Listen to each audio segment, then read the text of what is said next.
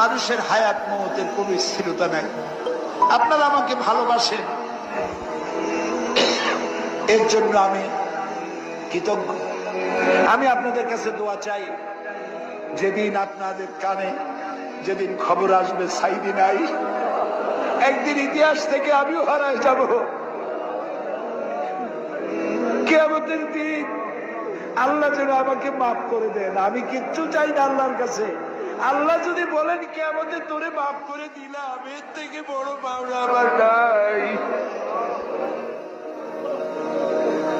আল্লাহ, ষড়যন্ত্রকারীদের সব ষড়যন্ত্র থেকে তোমার গোলামদেরকে তুমি হেফাজত করো, তোমার কুদরতের চাদরটা দিয়ে হেফাজত করো। আল্লাহুম্মা লা তারুদ্দানা খাইবিন। আল্লাহুম্মা লা, আল্লাহ যা বলতে পারলাম না তা তুমি নিশ্চয়ই বোঝো।